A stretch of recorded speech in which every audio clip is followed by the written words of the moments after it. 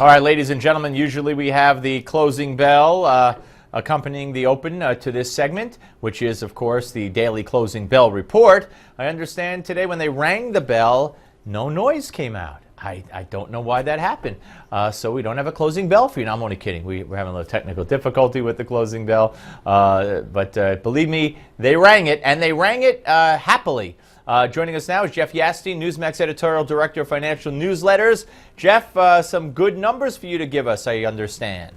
Yeah, that's correct. It's all very heavily in the green today, with the Dow Jones Industrial Average up 263 points. Then we have the NASDAQ up 56 points and the S&P 500 up 25 points. So they were celebrating on Wall Street today, although what they were celebrating remains in question, I'll say. Well, don't they call the end of the month kind of window dressing? Yeah, exactly. And that's really what this all points to. I mean, there was no major economic data out today that somehow points to any particular sign or trend within the economy that we haven't seen already.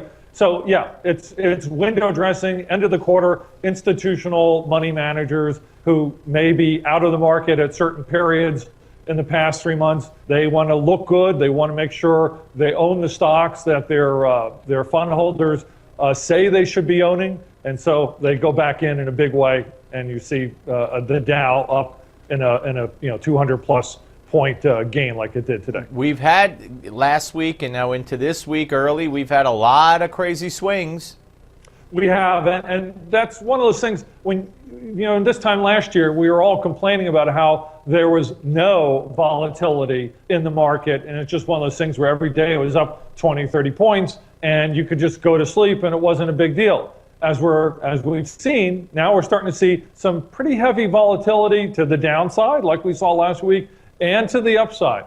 And the usual thing in the markets, they say you see big volatility at tops and at bottoms. But when I say that, doesn't necessarily mean the market can't continue to rise from here, and it's just sort of a intermediate bottom. Right, and former Fed Chief Ben Bernanke has taken to blogging about financial matters, right?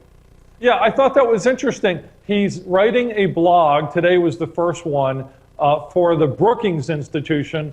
And it was fascinating just because he was saying, hey, don't blame the Fed for the ultra low interest rates we have. And he talked through some of the specifics of it. As an economist, I'm not sure how many people are really convinced about what he was saying, and I don't want to get all wonky on us here, but it's fascinating because he's saying don't blame us for the reason why savers cannot get the higher rates that we all need to live off our savings, like so many elderly people do. One other market today, at least, was on fire, and that was the Chinese market. Are they headed for a QE?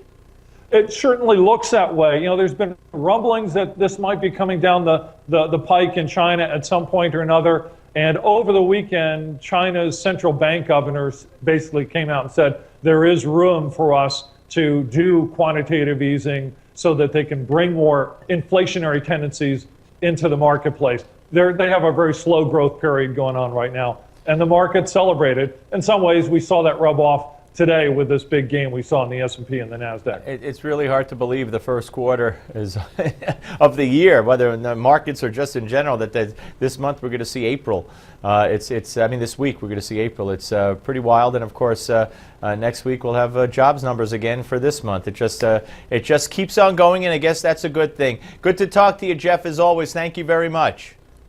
Thanks, Steve. All right, folks, and you can find out more on the financial news of the day and everything you need by going to Newsmax.com and simply clicking on the finance button at the very top of the page. And that's what you'll see when you do it right there on your screen. Again, you go to Newsmax.com and click on the finance button at the very top of the page. Up next, folks, you're not going to want to miss this one. It's Gimme 5. Don't go away.